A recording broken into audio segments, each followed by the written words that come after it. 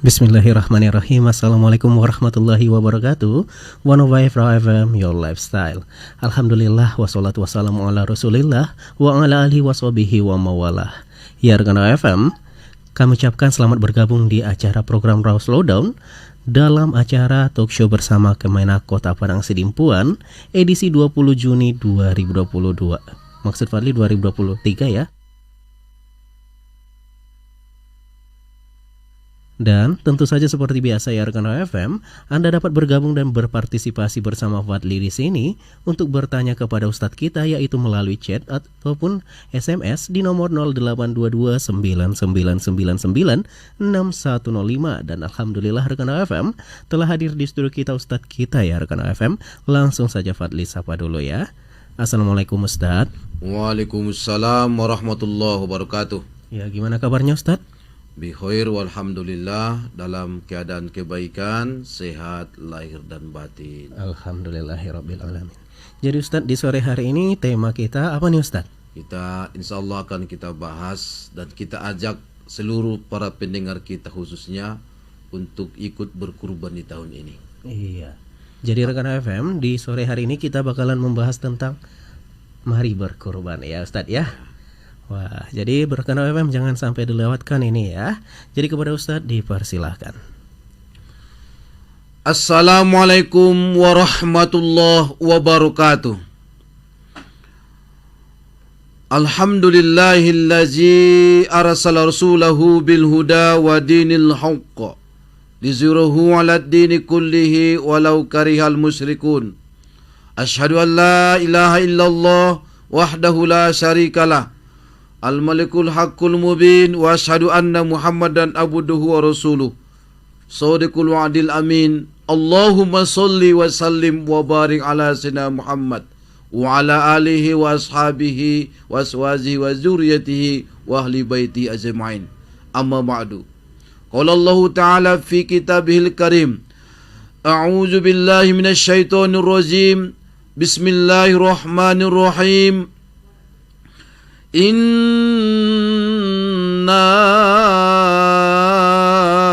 a'tainakal kautsar fasalli li rabbika wanhar inna syani'aka huwal abtar.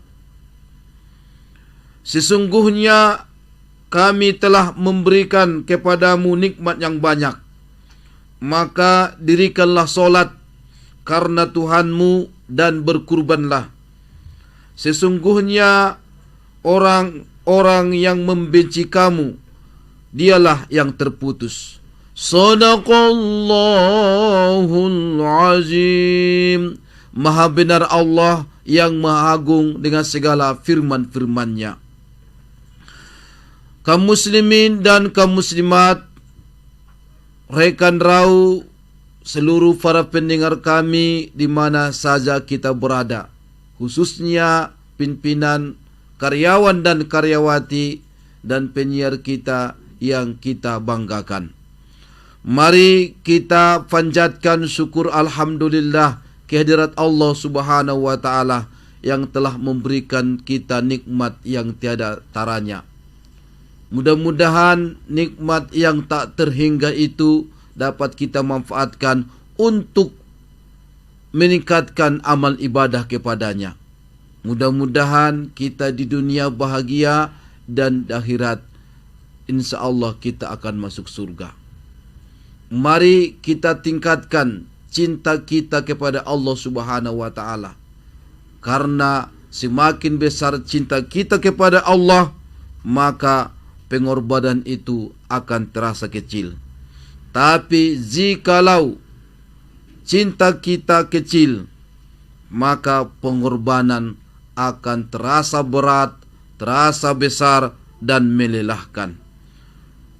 Mari kita tingkatkan cinta kita kepada Allah dan Rasul-Nya, cinta kepada agamanya. Mudah-mudahan kita siap untuk berkorban dan berkurban. Salawat dan salam kepada junjungan alam Nabi kita besar Muhammad sallallahu alaihi wasallam yang menjadi rahmat sekalian alam. Dan beliau adalah mengikuti millah Nabi Ibrahim alaihissalam yang hanif, yang lurus dan tidak menserikatkan sesuatu dengan Allah. Allahumma asbahna wa amsayna ala fitratul Islam wa kalimatil ikhlas wa ala dini nabina Muhammadin sallallahu alaihi wasallam wa ala millati abina Ibrahim hanifa wa ma kana minal musyrikin. Kaum muslimin dan kaum muslimat rahimakumullah, di dalam Al-Quran surah Al-Kautsar ayat 1 sampai 3 yang merupakan surah langganan kita ketika kita solat dalam melaksanakan solat fardu. Karena selain yang kul yawal kafirun, kul huwallahu, kul a'udzu bil falaq, kul bin nas, surah langganan kita, dan bisa jadi surah langganan kita yang selanjutnya adalah Al-Kautsar. Dan kemudian wal asri. Dalam surah Al-Kautsar yang merupakan surah langganan kita ketika kita solat, di situ Allah Subhanahu wa taala memastikan bahwa nikmatnya sudah banyak diberikannya kepada kita bersama. Inna a'tainakal kautsar, sesungguhnya kami telah memberikan kepada kamu nikmat yang banyak. Fasholli li rabbika wanhar, maka dalam mensyukuri nikmat Allah yang banyak itu, maka dirikanlah solat karena Tuhanmu dan berkurbanlah. Ada dua cara dalam mensyukuri nikmat Allah, yaitu dalam rangka membina hubungan vertikal kepada Allah dalam bentuk ibadah ritual, ibadah solat, dan yang kemudian yang kedua dalam ibadah horizontal, ibadah sosial, yaitu salah satunya adalah dengan berkurban. Inna syani'aka huwal abtar, sesungguhnya orang-orang yang membenci kamu dialah yang terputus. Saudara-saudaraku, jangan berharap kalau kita ingin disukai semua orang. Jangan berharap kita disukai semua orang. Dan itu mustahil kita dapatkan. Pasti ada orang yang akan membenci kita. Tugas kita bukanlah membuat semua orang suka kepada kita. Tapi tugas kita adalah bagaimana supaya Allah ridho kepada kita. Daun kecil memang tidak sanggup menutupi bumi. Namun bila ia menempel di mata, maka akan tertutuplah bumi. Jika sebuah pikiran negatif menempel di hati, pikiran iri, pikiran membenci dan iri hati, maka semua kebaikan tak tampak lagi dalam kehidupan. 1000 kebaikan akan dilupakan orang karena satu kesalahan. Oleh karena itu, inna syani'aka huwal abtar, sesungguhnya orang-orang yang membencimu dialah yang terputus. Asbabun nuzul daripada surah ini itu diterangkan dalam berbagai hadis, diriwayatkan oleh Al-Bazzar dan lain-lain dengan sanad yang sahih yang bersumber dari Ibnu Abbas radhiyallahu anhuma, bahwa ketika Ka'ab bin Al-Ashraf, tokoh Yahudi, datang ke Mekkah, kaum Quraisy berkata kepadanya, "Tuan adalah pemimpin orang Madinah. Bagaimana pendapat Tuan tentang si pura-pura sabar yang diasingkan oleh kaumnya, yang menganggap dirinya lebih mulia dari kami. Padahal kami adalah penyambut orang-orang yang melaksanakan haji, pemberi minumnya, serta penjaga Ka'bah. Ka'ab berkata, kalian lebih mulia daripada dia.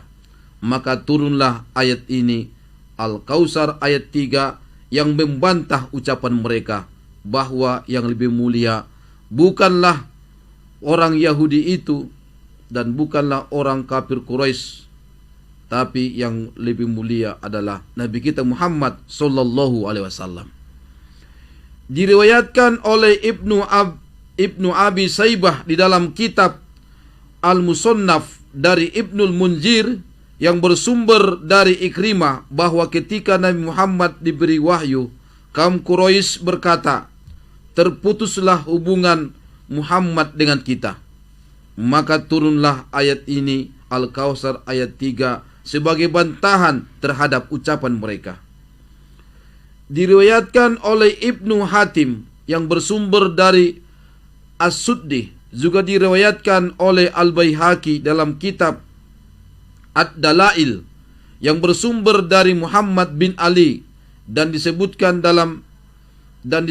bahwa yang meninggal itu ialah Qasim, bahwa kaum Quraisy menganggap kematian anak laki-laki itu berarti putus keturunan.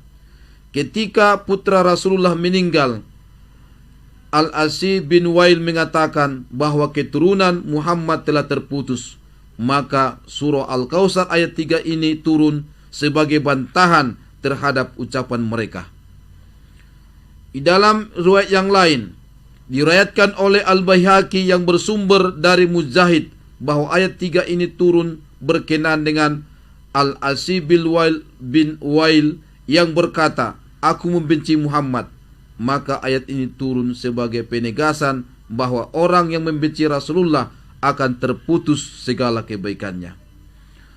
Diriwayatkan oleh At-Tabrani dengan sanad yang dhaif yang bersumber dari Ayub bahwa ketika Ibrahim putra Rasulullah wafat, orang-orang musyrik berkata satu sama lain, orang murtad itu Muhammad telah terputus keturunannya tadi malam.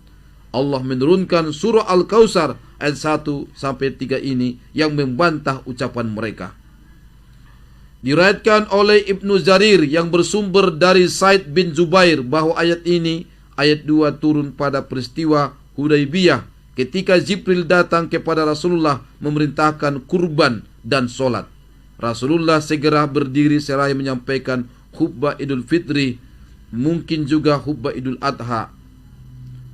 Apakah peristiwa dalam hadis ini terjadi pada bulan Ramadan atau bulan Zulqa'dah?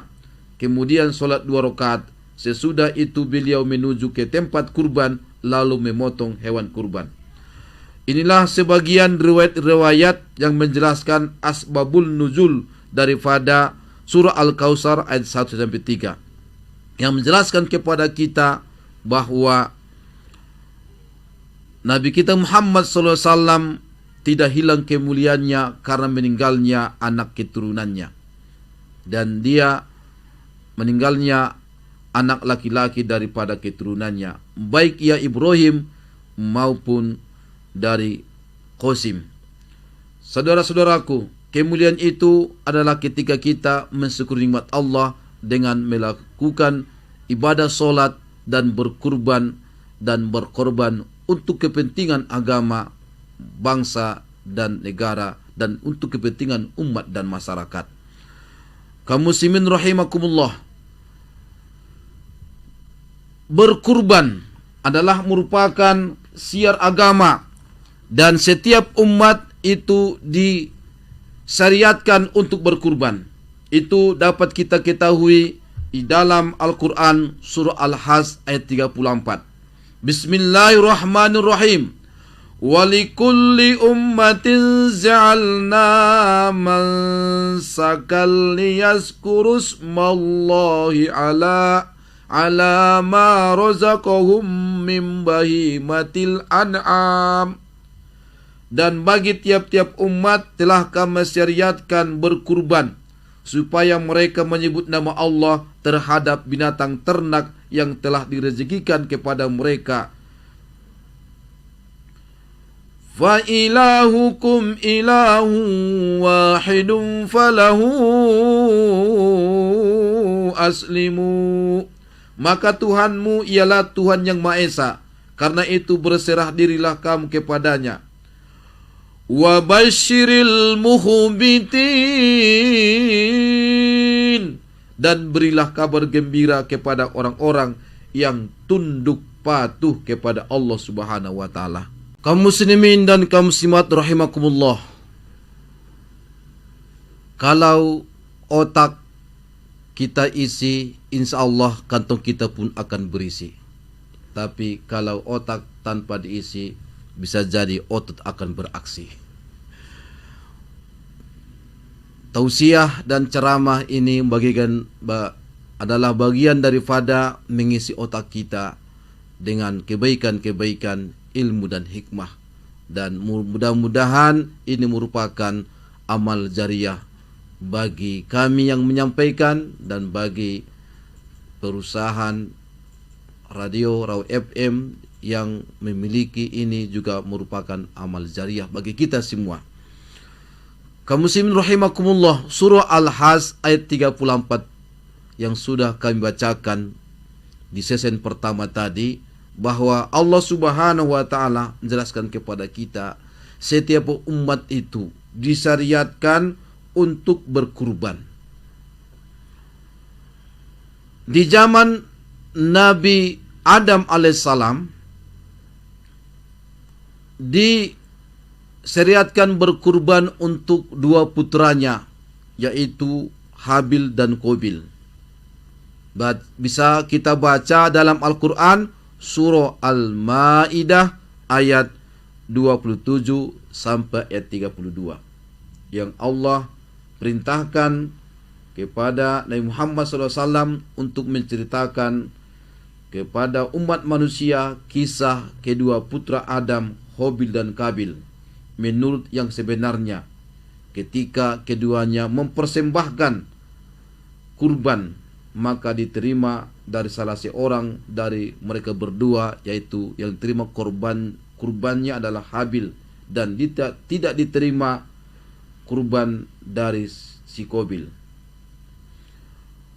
Saudaraku, kemudian sejarah kurban dapat kita juga bagaimana Allah menjelaskan kurban di zaman Nabi Ibrahim alaihissalam, dan itu bisa kita baca di dalam Al-Quran surah As-Saffat ayat 99 sampai ayat 113. Dan Allah menjelaskan itu semua kepada kita untuk lebih termotivasi kita untuk berkurban. Rabbi habali minas solihin. Nabi Ibrahim alaihissalam berdoa kepada Allah, ya Tuhanku, anugerahkanlah kepadaku seorang anak yang termasuk orang-orang yang soleh. Fabasyarnahu bigulamin halim. Maka kami beri dia kabar gembira dengan seorang anak yang amat sabar. Falamma balagha ma'ahu as-sa'ya qala ya bunayya inni ara fil manam. Maka tatkala anak itu sampai pada umur sanggup berusaha bersama-sama Ibrahim berkata, ya bunayya, hai anakku, inni ara fil manam, sesungguhnya aku melihat dalam mimpi, anni azbahuka fanzur maja tara, bahwa aku menyembelihmu, maka pikirkanlah apa pendapatmu. Qala ya abatif al ma tukmar satajiduni insya'allahu minas sabirin. Nabi Ismail alaihissalam menjawab, hai bapakku, kerjakanlah apa yang diperintahkan kepadamu. Insya Allah kamu akan mendapatiku termasuk orang-orang yang sabar. Falamma aslama wa tallahu lil zabin, maka tatkala keduanya telah berserah diri dan Ibrahim membaringkan anaknya atas pelipisnya, nyatalah kesabaran keduanya. Wa nadainahu ayya Ibrahim, kami panggillah dia, hai Ibrahim. Qad sadaqta ruqya, sesungguhnya kamu telah membenarkan mimpi itu. Inna kadzalika najzil muhsinin, sesungguhnya demikianlah kami memberikan balasan kepada orang-orang yang berbuat baik. Inna hadza lahuwal bala'ul mubin, sesungguhnya ini benar-benar suatu ujian yang nyata. Wa fadainahu bizibhin azim, kami tebus anak itu dengan seekor sembelian yang besar. Wa tarakna alaihi fil akhirin, kami abadikan untuk Ibrahim itu pujian yang baik di kalangan orang-orang yang datang kemudian.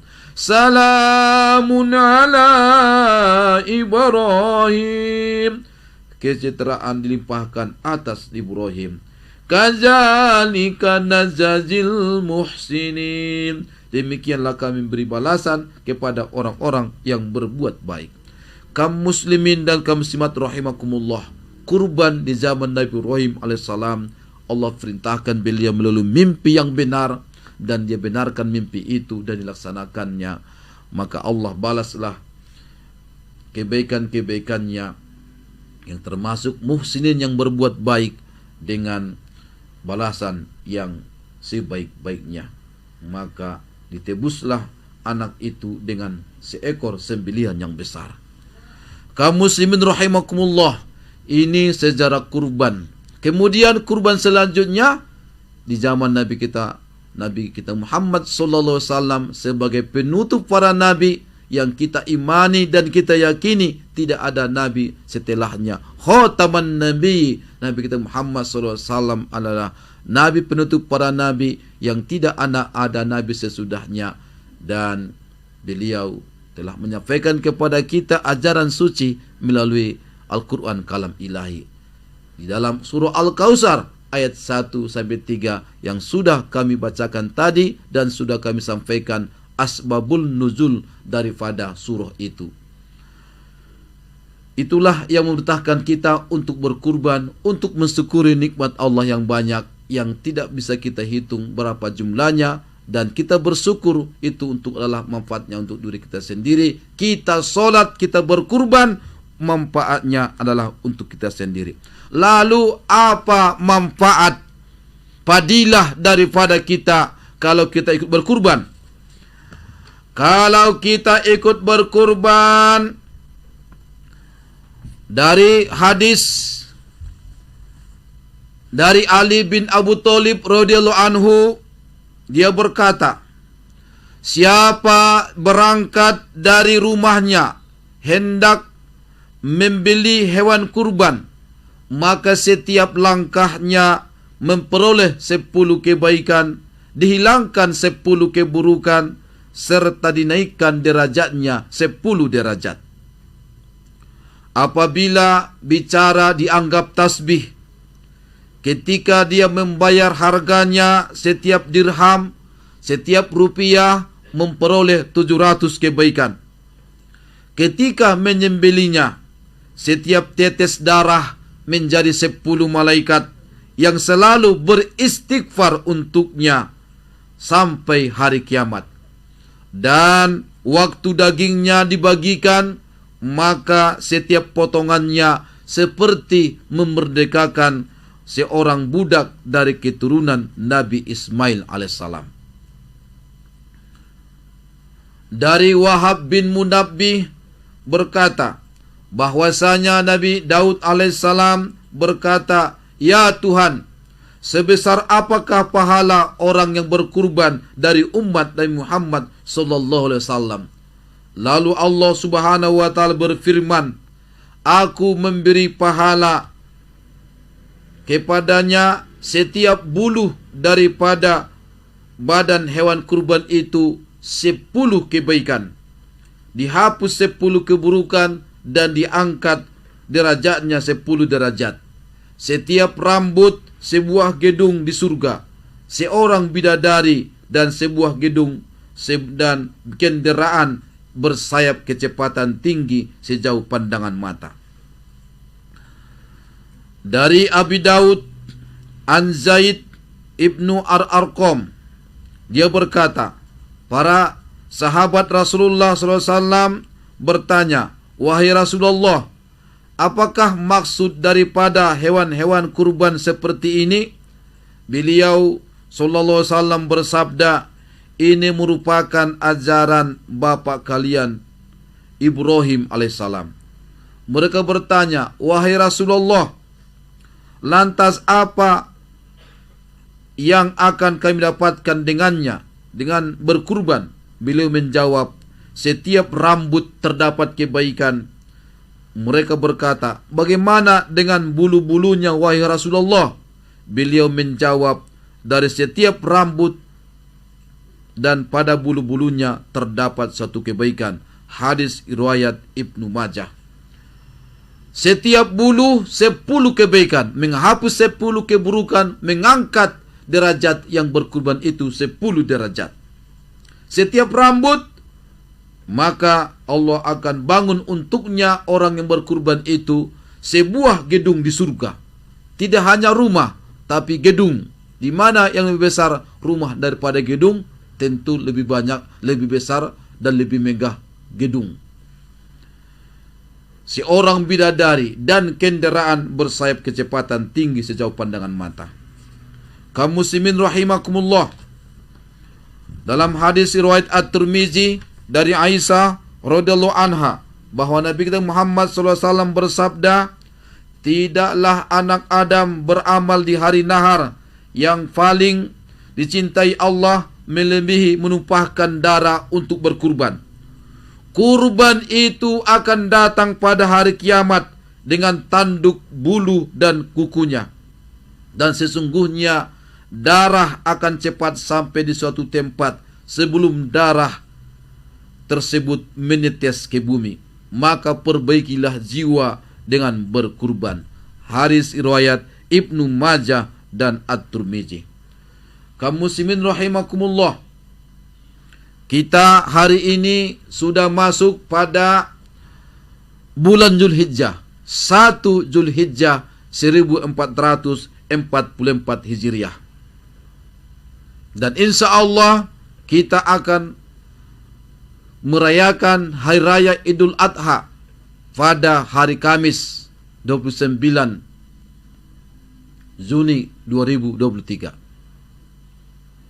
Walaupun berbeda dengan salah satu ormas keagamaan yang besar di negara kita, ormas keagamaan Muhammadiyah. Mereka memutuskan bahwa hari raya haji itu pada hari Rabunya, pada tanggal 28 Juni 2023. Dan hari ini menurut mereka sudah masuk tanggal 2 Zulhijjah. Perbedaan ini tak perlu kita perselisihkan dan tak perlu kita saling menyalahkan. Tentu pendekatan yang berbeda menghasilkan hasil yang berbeda.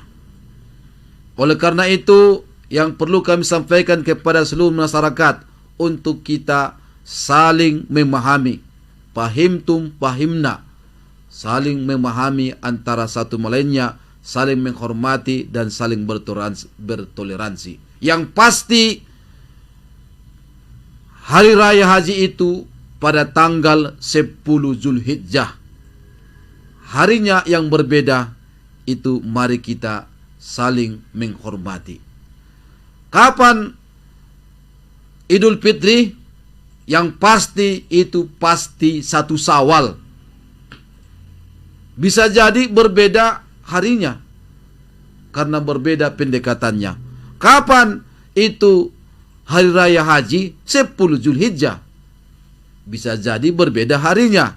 Kalau Ormas Keagamaan Muhammadiyah telah memutuskan 10 Zulhijjah itu pada hari Rabu tanggal 28 Juni 2023. Pemerintah telah melaksanakan sidang isbat karena bulan tak nampak, maka digenapkanlah bulan Zulqa'dah itu menjadi 30 hari. Diistikmalkan menjadi 30 hari. Maka Zulqa'dah jumlah harinya 30 hari. Sedangkan menurut Muhammadiyah, Ormas Keagamaan Muhammadiyah tarjihnya, maka itu 29 hari Zulqa'dah. Dan sekarang sudah masuk pada tanggal 2 Zulhijjah. Mari kita saling menghormati dan saling bertoleransi dalam hal ini. Kaum muslimin dan kaum muslimat rahimakumullah. Lalu apa keutamaan kalau sudah masuk dari 10 Zulhijjah? Dari Ibnu Abbas radhiyallahu anhuma, Nabi kita Muhammad sallallahu alaihi wasallam bersabda, tidak ada hari di mana suatu amal soleh lebih dicintai Allah melebihi amal soleh yang dilakukan di 10 hari pertama Zulhijjah. Para sahabat bertanya, wahai Rasulullah, termasuk lebih utama dari jihad fisabilillah? Nabi sallallahu alaihi wasallam bersabda, termasuk lebih utama dibanding jihad fisabilillah, kecuali orang yang keluar dengan jiwa dan hartanya ke medan jihad, dan tidak ada satu pun yang kembali mati dan hartanya diambil oleh musuh. Hadis riwayat Bukhari, Ahmad, Abu Daud, dan At-Tirmizi. Oleh karena itu, saudara-saudaraku, dengan masuknya bulan Zulhijjah ini, mari kita lakukan berbagai amal soleh. Amal soleh bisa kita lakukan dengan meningkatkan taubatan nasuha kepada Allah, memperbaiki diri kita, menjauhkan diri kita dari perbuatan-perbuatan maksiat, dan kita tingkatkan amal ibadah kita, ibadah vertikal, ibadah ritual, dan juga melalui ibadah-ibadah sosial, termasuk di dalamnya yaitu ikut berkurban. Dan bagi saudara-saudara kita yang sudah dipanggil Allah melaksanakan panggilan haji, labbaik Allahumma labbaik, mereka telah melaksanakan haji dan umrah. Mudah-mudahan Allah Subhanahu wa taala memberikan kepada mereka kepanjangan umur, kesehatan, dan mudah-mudahan kekuatan iman dan kekuatan untuk beramal, supaya ibadah haji mereka dapat sempurna, dapat dilaksanakan yang fardu, yang wajib maupun yang sunat, sehingga mereka pulang ke negeri kita membawa predikat haji mabrur dan hajjah mabrurah. Amin amin ya rabbal alamin. Dan kita pun yang ada sebagai famili dan keluarganya dan masyarakatnya, kita pun di sini mudah-mudahan Allah berikan kepada kita kepanjangan umur, kesehatan, juga kekuatan iman dan kesempatan untuk bisa kita menunaikan ibadah haji dan umroh, dan dimudahkan Allah dan diberikan Allah rezeki kepada kita semua. Amin amin ya rabbal alamin. Kaum muslimin rahimakumullah. Oleh karena itu, dari sekian banyak ibadah-ibadah yang diperintahkan Allah dalam bulan Zulhijjah ini, maka yang paling utama di antara yang paling utama adalah berkurban. Karena beramal di hari nahar yang paling dicintai Allah adalah menumpahkan darah dengan cara berkurban, bersumber dari hadis Aisyah radhiyallahu anha. Kaum muslimin rahimakumullah. Oleh karena itu kami ajak kita semua, mari ikut berkurban. Insya Allah itu bagian daripada rasa syukur kita kepada Allah Subhanahu wa taala. Kaum muslimin dan kaum muslimat rahimakumullah.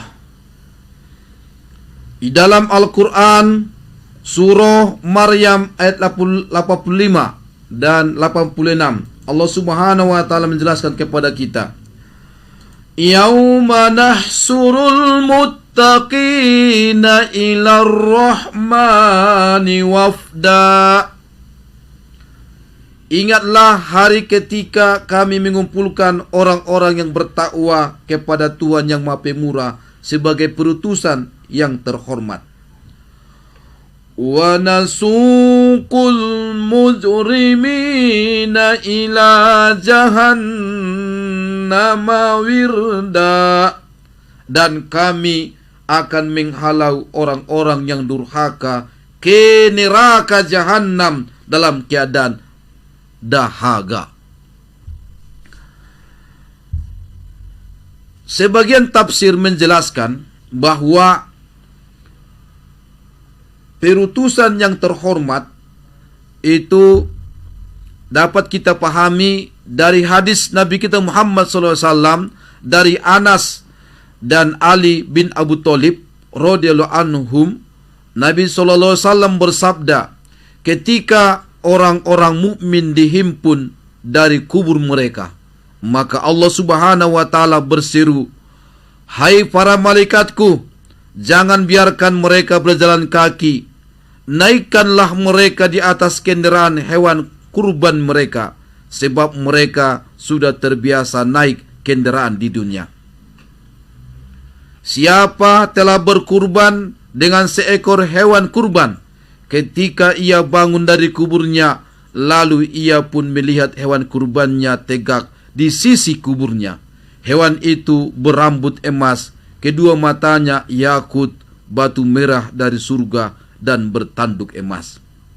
Saudaraku, dari ayat ini dapat kita pahami bahwa manfaat nanti daripada hewan kurban kita yang sudah kita kurbankan, maka itu akan menjadi kendaraan bagi kita menuju padang mahsyar. Yang pada saat itu orang-orang yang berdosa dihalau ke neraka Jahannam dalam keadaan berdahaga. Keringat sekeringat-keringatnya, karena kita ketahui dalam hadis antara atas kuburan kita sampai menuju padang mahsyar yang beribu-ribu tahun ada matahari sejengkal. Dijelaskanlah dalam hadis keringat manusia pada saat itu dengan bermacam-macam tingkatan. Ada keringatnya bercucuran sampai menggenangi matahari kakinya, dan ada sebagian sampai pada lututnya, yang sebagian ada sampai pada pinggangnya, dan yang paling hebat lagi sampai menggenangi dirinya. Karena matahari yang sejengkal itu tidak pernah berkurban, maka dia pun beribu-ribu tahun menuju padang mahsyar. Tentu ini yang harus kita hindarkan supaya kita tidak termasuk orang yang durhaka yang dihalau ke neraka Jahannam dalam keadaan berdahaga. Kaum muslimin rahimakumullah, oleh karena itu kami ajak kita di penutup tausiah kita ini, man kana lahu sa'atun falam yudahi fala yuqarribanna musallana. Siapa dilapangkan rezekinya lalu ia tidak mau berkurban, maka jangan sesekali mendekati tempat solat kami. Man sholla solatana wa nasaka nusukana fahuwa minna. Siapa solat seperti yang kulakukan dan siapa beribadah haji seperti yang kulakukan, maka ia termasuk golongan kami. Wa man lam yusolli solatana wa lam yudahi falaysa minna. Dan siapa yang tidak solat sebagaimana kulakukan dan enggan berkurban, falaysa minna, maka ia bukan golongan kami. In kana goniyan, jika ia termasuk orang-orang yang kaya. Man kana lahu sa'atun falam yudahi, siapa dilapangkan rezekinya lalu ia tidak mau berkurban, falyamut, maka biarkan dia mati. Insa Yahudiyah, mati dalam keadaan orang Yahudi, wa insya'a Nasroniyah, atau mau pilih jadi matinya dalam keadaan Nasrani. Tentu dua pilihan ini tidak ada pilihan kita, karena pilihan kita adalah mati dalam keadaan husnul khotimah, kematian yang baik. Kaum muslimin rahimakumullah, oleh karena itu marilah kita berkurban untuk kita menunjukkan pengorbanan kita.